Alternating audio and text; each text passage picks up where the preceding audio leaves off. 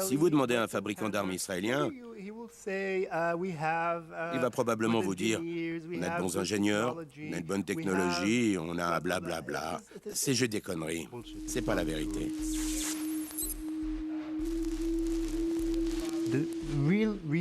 La vraie raison pour laquelle les gens veulent acheter des armes à Israël, c'est parce que ces armes ont été testées.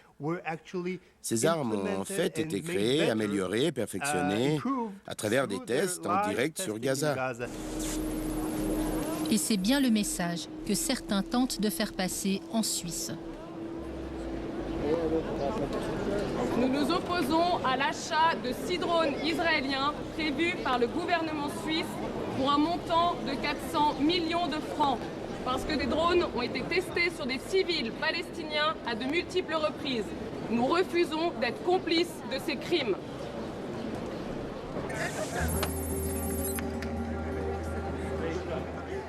En Israël, Yotam Feldman a voulu en avoir le cœur net sur le lien entre les exportations d'armes florissantes de son pays et les guerres incessantes contre la bande de Gaza.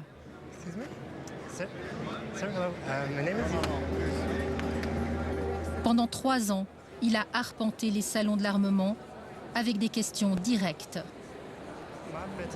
Pourquoi y a-t-il une telle demande d'armes israéliennes? Pardon? Pourquoi y a-t-il une telle demande d'armes israéliennes? Je n'ai pas très bien compris. Pourquoi y a-t-il une telle demande d'armes israéliennes? Ah, c'est très simple. C'est parce que Israël a la meilleure technologie du monde. Et aussi que les gens aiment utiliser des choses testées. Si Israël vend des armes, c'est qu'elles ont été testées, essayées. On les utilise depuis 10 à 15 ans et la demande est énorme. Cette expérience a-t-elle mené à la croissance économique? Cela ramène des milliards de dollars à Israël.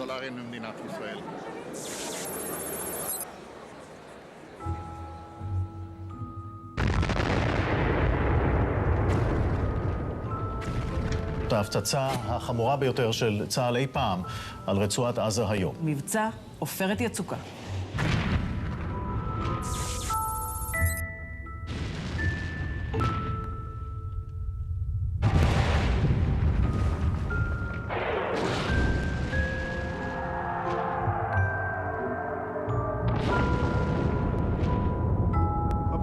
Plan durci a été une opération durant laquelle l'utilisation des drones a été une des plus intensives au monde, en termes de kilomètres carrés et de durée, et même en termes de frappes lancées par des drones, ce que les Israéliens ne vous diront pas parce que la censure l'interdit.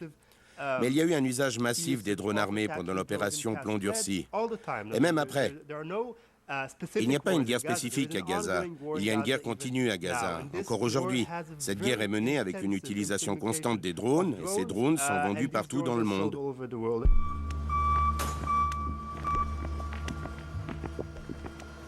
Lorsque nous avons sollicité les 2 constructeurs israéliens de drones, sélectionnés par la Suisse, ils ont longuement hésité. Leur accord a été soumis à condition. Aucune question sur l'usage des drones une fois vendus, ni sur les options d'armement.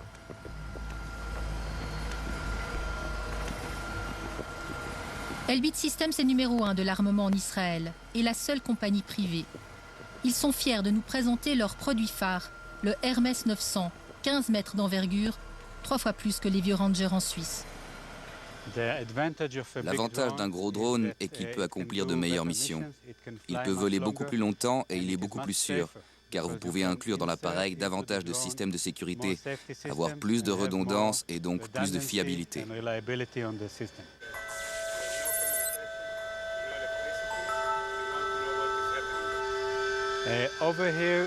Ici, c'est le réservoir de carburant.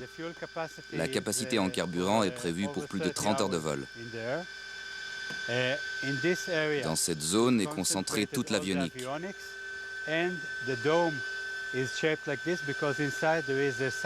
Le dôme a cette forme car à l'intérieur se trouve une antenne qui regarde en permanence vers le satellite, ce qui permet de rester en communication avec le drone. Vous pouvez voir la charge utile. Ici, c'est une caméra électro-optique. Elle a une caméra pour la journée et une caméra pour la nuit.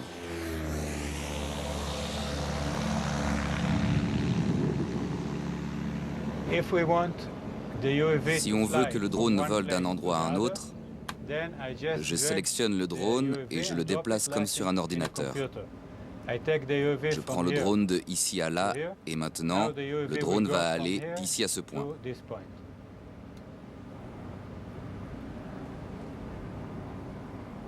Vous n'avez pas besoin d'être pilote pour opérer un drone. Cela prend quelques semaines pour apprendre. Tout d'abord parce que vous ne volez pas, vous opérez. Tout est automatique, depuis le décollage, pendant le vol, et même l'atterrissage est complètement automatique. Vous êtes assis dans un bureau dans la station de contrôle devant un ordinateur. C'est comme piloter un avion dans un jeu informatique.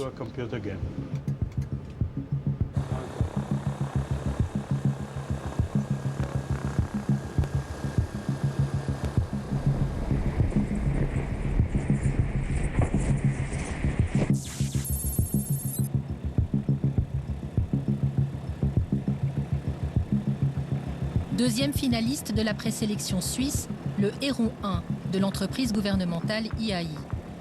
Cet avion sans pilote est déjà opéré par une quinzaine de pays, dont la France et l'Allemagne.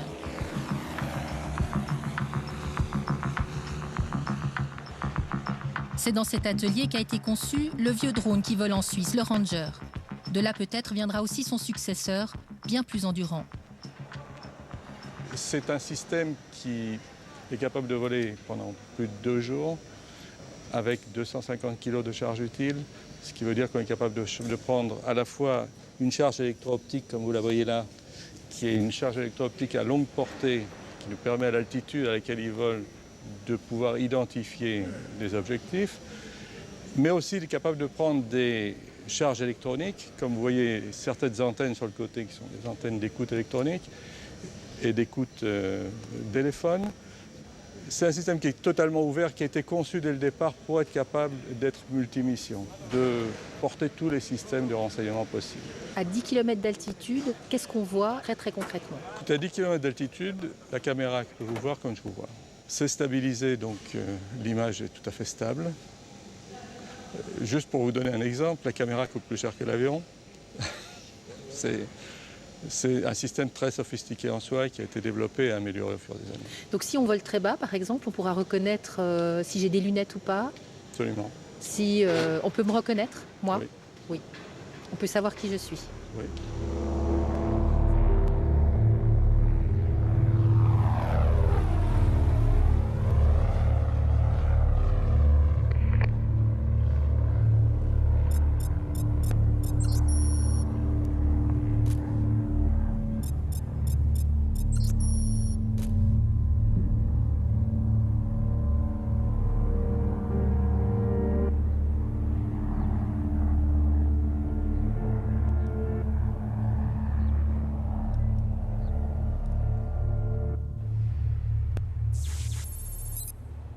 Pour moi, il n'y a aucune garantie aujourd'hui qui peut être donnée aux citoyennes et aux citoyens sur l'usage de ces images. Cet engouement pour les drones, c'est un peu l'engouement qu'il y a derrière les caméras de surveillance, la télésurveillance générale partout, et d'entrer dans une espèce de dimension de Terminator, je dirais, où toute la population est sous surveillance cybernétique avec des caméras dans les rues et des caméras dans le ciel. Je pense que c'est extrêmement dangereux. Un sujet pour le moins tendu en Helvétie. D'ailleurs, la loi sur la sûreté intérieure qui cadre l'utilisation de données privées, cette loi est actuellement en révision. Mais pour l'heure, ce n'est pas la première préoccupation du conseiller national. Quand on sait que les drones, finalement, sont mis au point en Israël par un engagement effectif sur la bande de Gaza, en Cisjordanie, avec à la clé des assassinats de leaders politiques, de leaders sociaux, ou même avec la mort de civils, des enfants, des femmes, des personnes âgées, je trouve que c'est scandaleux et je pense qu'il faudrait aujourd'hui changer de position et faire finalement une acceptation d'un drone qui vient d'un autre producteur qui soit moralement plus acceptable. À mon savoir, il y en avait 11 au début, 11 candidats. Et de ces 11, Arma Suisse fait une sélection professionnelle, spécifique, objective pour à la fin arriver à 2 finalistes. Maintenant, par hasard, les 2 finalistes sont de l'Israël. Pourquoi ? Tout simplement parce que c'est les meilleurs du point de vue technique et tactique. Il y a l'aspect recherche et développement, mais il y a aussi l'aspect ils utilisent ces armes. Oui, ça vous gêne? Et vous? Non, pas du tout. Nous nous intéressons pour des drones pour la surveillance. Nous ne parlons pas d'armes et d'armement. Il y a d'autres pays qui vendent des drones qui sont aussi armés. Ces pays-là gênent moins les gens. Donc pourquoi se concentrer dans ce sens-là sur Israël?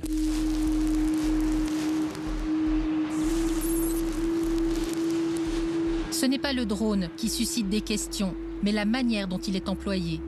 Les deux finalistes choisis par la Suisse sont développés en Israël. Or, Israël se trouve au cœur d'une polémique extrêmement sensible.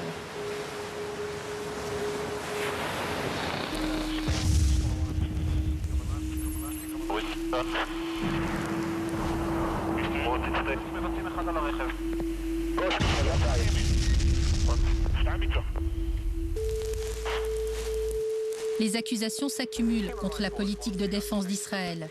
Des plaidoyers graves. Même l'ONU a publié en 2013 un document qui épingle précisément l'usage des drones sur la bande de Gaza par l'armée israélienne.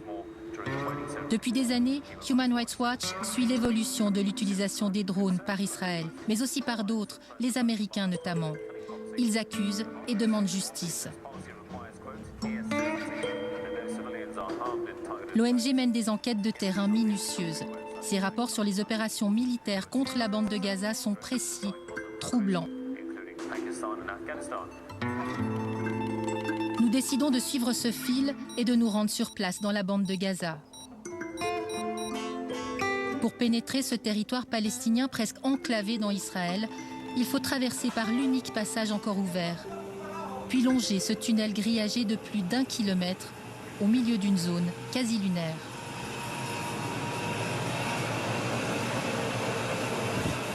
Un couloir vide. Seuls les humanitaires et les journalistes passent.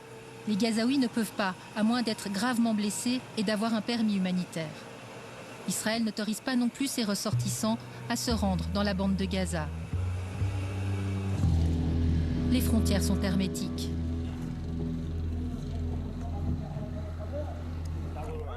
Les Israéliens surveillent constamment les zones limitrophes par des patrouilles, mais surtout avec ces ballons drones dans le ciel.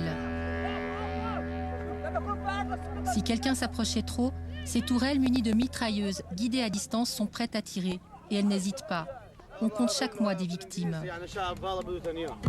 Pour se protéger des viseurs, les habitants de ce quartier près de la frontière ont construit eux-mêmes ce mur. L'appeler une prison, c'est presque un cliché. Les gens appellent Gaza la plus grande prison à ciel ouvert au monde. Vous n'avez même pas besoin d'aller aussi loin. Vous pouvez simplement dire que ce sont des gens qui ne peuvent pas partir et qu'ils sont constamment surveillés. Et cela va avoir un effet néfaste. C'est constamment surveillé depuis les airs, avec les drones de surveillance, depuis la mer, par la marine israélienne. Beaucoup de gens à Gaza pensent qu'ils sont également écoutés.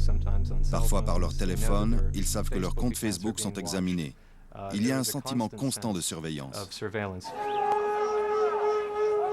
La bande de Gaza est le territoire le plus dense du monde. 1,7 million d'habitants s'entassent sur ce minuscule territoire un peu plus grand que le canton de Genève.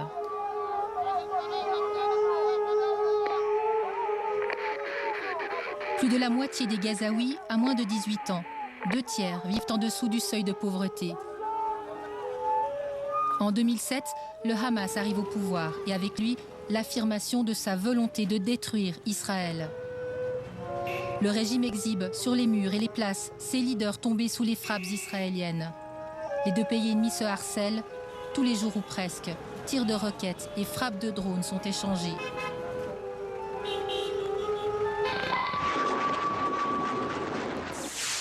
En témoignent ces images d'archives.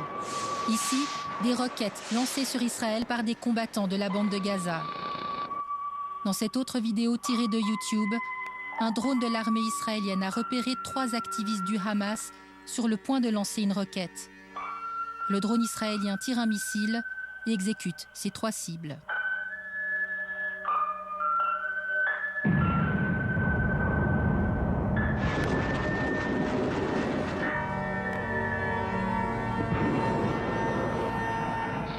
En fait, une des raisons pour lesquelles nous avons développé les drones est une raison légale.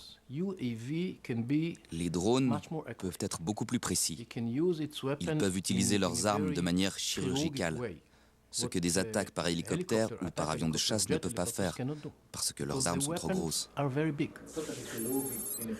Cet homme est l'un des rares à briser la censure. Il légitime avec franchise l'utilisation des drones armés par Israël. Gaza est un foyer de terroristes. Beaucoup d'organisations, y compris le Hamas qui gouverne le territoire, sont des organisations terroristes, tous. Ils utilisent intentionnellement des endroits peuplés et sensibles pour lancer des roquettes ou pour attaquer Israël.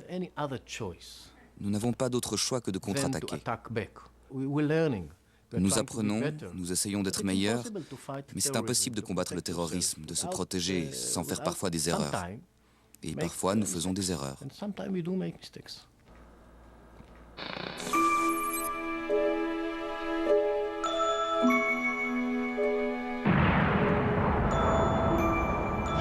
L'exécution du chef de la branche armée du Hamas a été le premier acte de l'opération Pilier de la Défense menée sur la bande de Gaza. Une opération qui va durer une semaine. Pour la première fois, aucune force terrestre n'est entrée en territoire ennemi. Israël n'a engagé que des moyens aériens, dont les drones armés.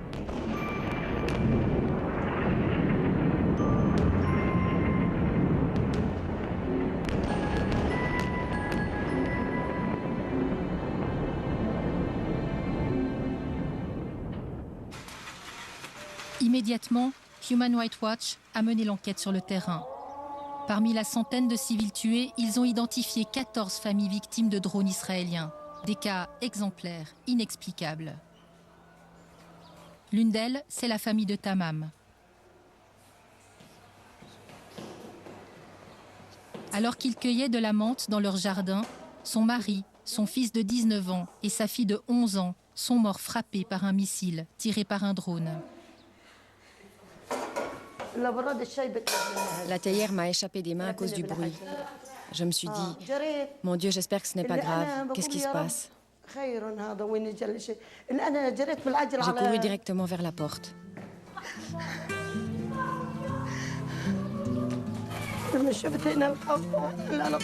Quand j'ai vu ce qui s'est passé, j'ai commencé à pleurer.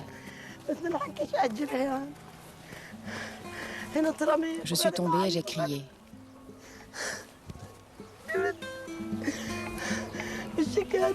Des voisins sont alors venus me secourir. J'ai vu ma fille, mon fils, mon mari par terre. Les voisins se sont occupés de moi. Je n'ai pas vu comment ils les ont emportés.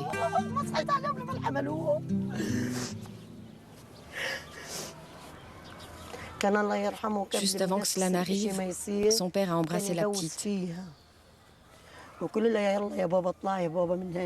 Il l'a envoyé à l'intérieur me prévenir qu'il allait rentrer, qu'il fallait que je prépare le thé.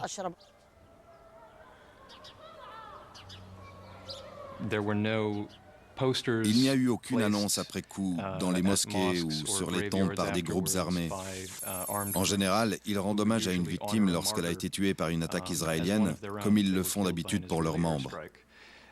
Cela, plus le simple fait qu'il s'agissait d'une activité familiale dans le jardin, dans une zone où aucun tir de roquette n'a été reporté, tout cela mis ensemble, sans oublier que la jeune fille n'avait que 11 ans et qu'elle était au sein de sa famille, ces éléments recoupés font penser de manière convaincante qu'ils étaient civils. Alors pourquoi ont-ils été tués? À cette question, les Israéliens n'ont pas donné de réponse satisfaisante.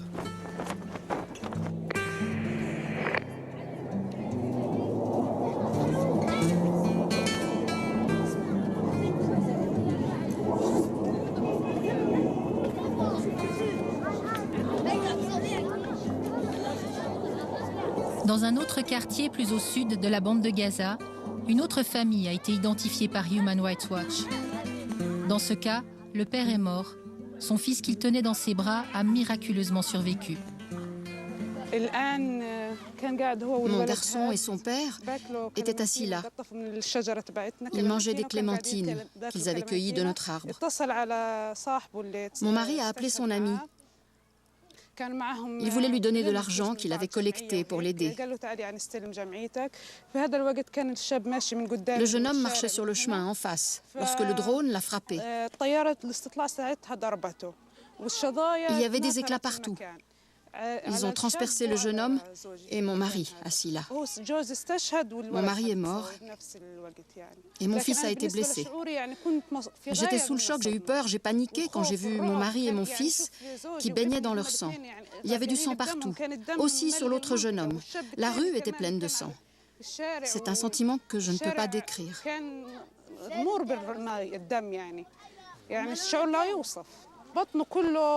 Son ventre ressemblait à une carte. Il a subi 3 opérations. Il a déjà eu 3 opérations.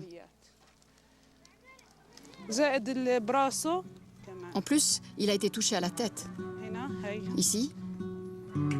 Là, regardez. Et là.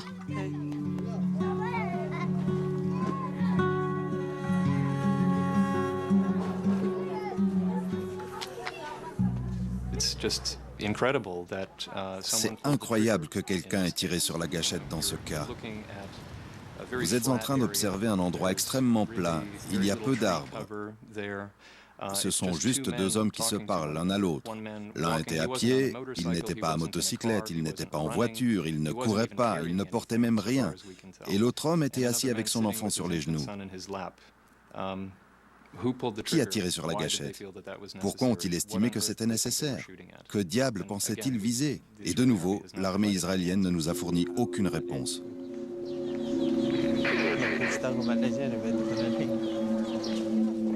Dans chacune de ces situations, il y a des enfants victimes des frappes de drones. Avec une technologie aussi pointue, comment les confondre avec des combattants? Et le rapport de Human Rights Watch cumule les exemples. Son auteur, Bill Van Esveld, se souvient très bien de la famille de Mohamed. Il a perdu son père dans des circonstances horribles.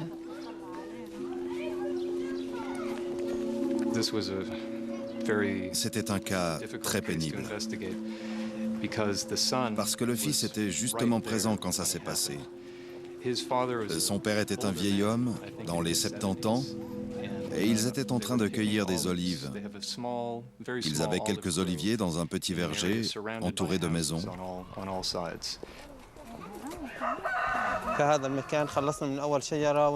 On avait fini le premier arbre et on a continué la cueillette jusqu'à arriver au dernier arbre, cet arbre-là. Il y avait une échelle en bois ici, posée sur l'arbre. Je suis monté cueillir les olives et en bas, mon père était en train de faire la prière. Il était environ 11 heures. Et tout à coup, un missile nous est tombé dessus. Mon père est mort sur le coup, à cet endroit, ici exactement. Moi j'étais là-haut, les éclats m'ont blessé gravement. Mais grâce à Dieu, je vais mieux.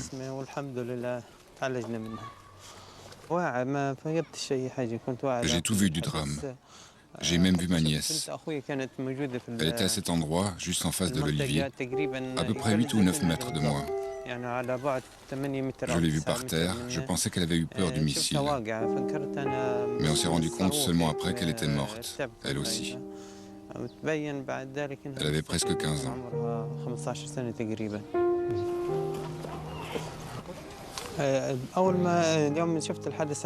Ensuite, je me suis évanoui lorsque j'ai vu mon père décapité.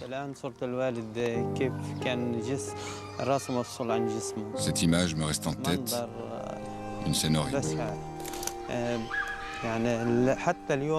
Encore aujourd'hui, cette scène reste imprégnée dans ma mémoire.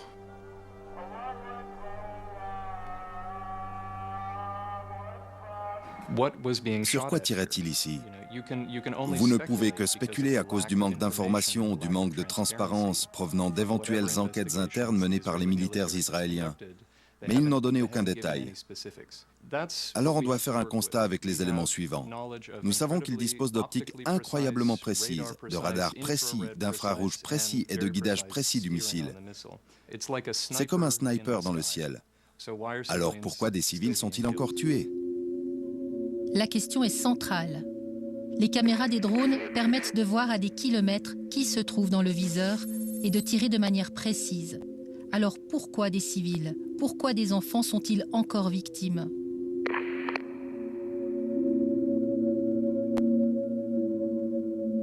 Il doit y avoir une reconnaissance des responsabilités et il doit y avoir plus de transparence quand les choses dérapent.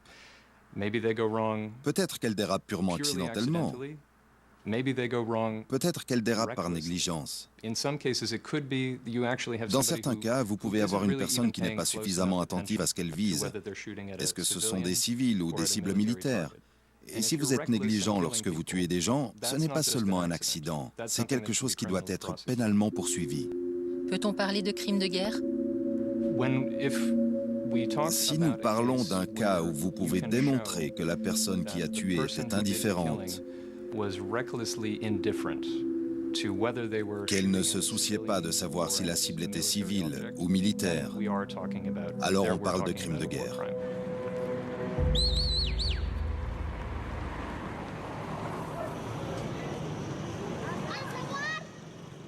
L'impact sur la population est réel. L'injustice attise la révolte et la peur des drones s'immisce dans les foyers de la bande de Gaza. Avant, on se disait, ça ne peut pas nous toucher parce qu'on est des civils. Moi, je suis quelqu'un qui est médecin, mon mari qui est civil, qui est avocat, tu vois. On est loin de tout ce qui est conflit, si tu veux. Depuis que mon mari est touché là, à côté de chez moi, chaque fois qu'il sort, ou un de ma famille, ou c'est moi qui sors, je me dis, oulala, que ça se passe quelque chose. Les drones, même si tu les entends pas, on peut les vivre, hein, parce que on le voit dans les télés. La télé, on ne peut pas la voir quand il y a des drones. On n'a pas d'image. Même, on a des bruits, mais on ne veut pas voir des images. D'ailleurs, même pour mes filles, quand elles regardent la télé, maman, on veut voir Mickey Mouse, Tom et Jerry, mais on ne peut pas. Et même mes filles me demandent des explications. Qu'est-ce que je vais leur dire? C'est les drones, mais ils ne comprennent pas ce que ça veut dire, les drones. Ben, je vais leur dire à quoi? C'est des Israéliens.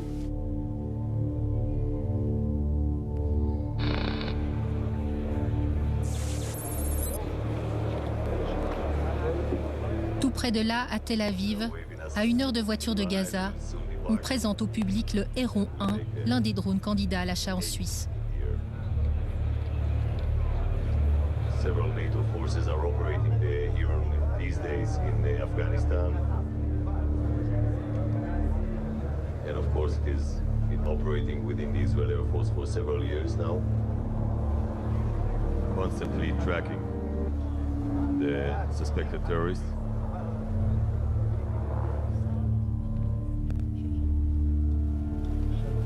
Ce show se tient 1 an exactement après la dernière opération sur la bande de Gaza.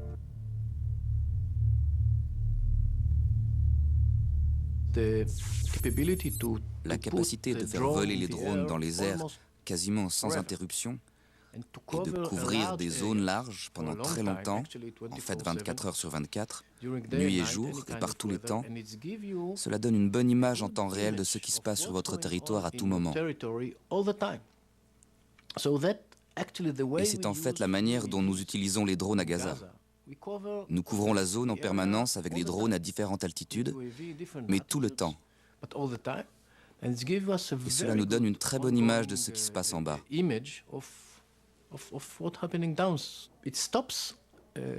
Cela arrête le lancement des roquettes, parce que tant qu'il y a des drones dans les airs, les terroristes n'opèrent pas. C'est de la prévention. Oui, c'est de la prévention.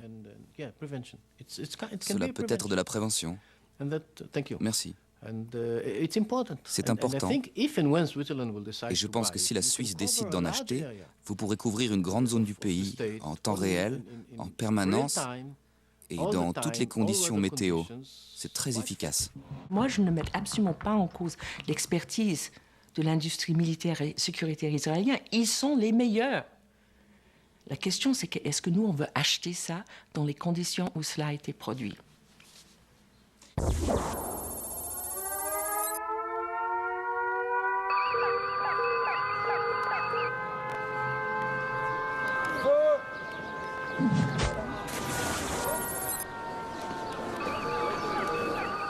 Israël est devenu 6e plus grand exportateur d'armes dans le monde parce qu'ils ont un plus-value.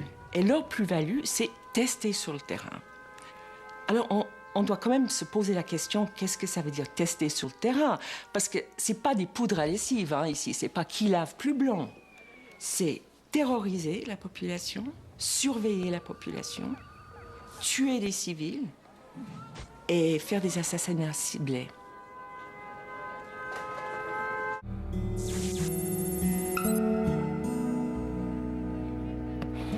Group B, Romania, Angola, Peru and the US with this lovely.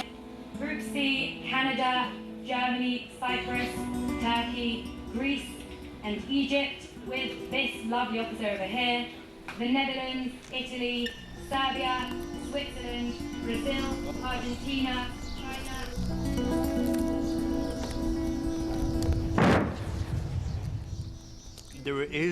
Il y a un très large consensus dans le monde autour du fait qu'il n'y a aucune proportionnalité entre les forces utilisées par Israël et les forces unions, et autour du fait que l'occupation de Gaza et de la Palestine, ainsi que la répression du peuple palestinien, est un choix israélien.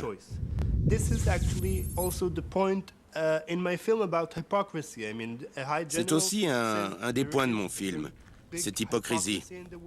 Un grand général dit qu'il y a une très grande hypocrisie dans le monde, que ces mêmes pays qui critiquent Israël pour avoir tiré involontairement sur des civils, pour violences excessives, pour violation des lois internationales, ce sont ces mêmes pays qui soutiennent ces industries en achetant des armes israéliennes qui ont été testées à Gaza. Je pense qu'il a absolument raison.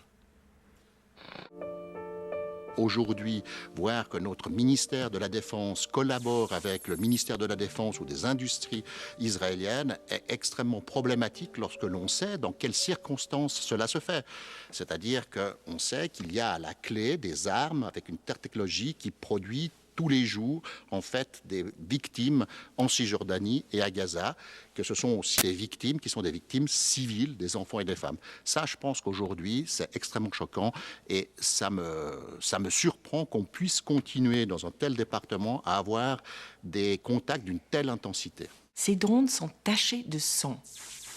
Et en achetant ces drones-là, c'est une caution à des compagnies qui font des bénéfices sur l'occupation et sur la colonisation, et c'est une prime à un gouvernement qui fait une politique de bafouer les droits légitimes. Ça, c'est le prix que nous payons. Évidemment, nous, ça ne nous coûte rien. On est ici, tranquille, à Genève, mais les Palestiniens, eux, ils payent le prix tous les jours.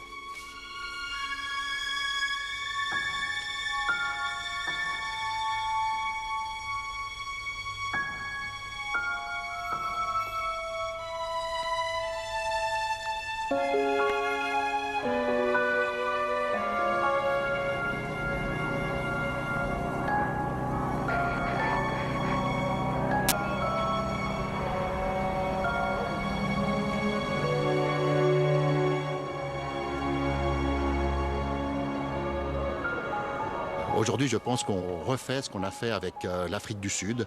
À l'époque, on collaborait avec le régime d'apartheid sur les questions de développement nucléaire. On collaborait avec les services secrets. Et aujourd'hui, avec un régime semblable d'ailleurs à celui d'Afrique du Sud, qui est critiqué pour la violation des droits de l'homme, pour la violation des conventions de Genève sur le droit humanitaire, d'abord au niveau militaire, je suis profondément choqué.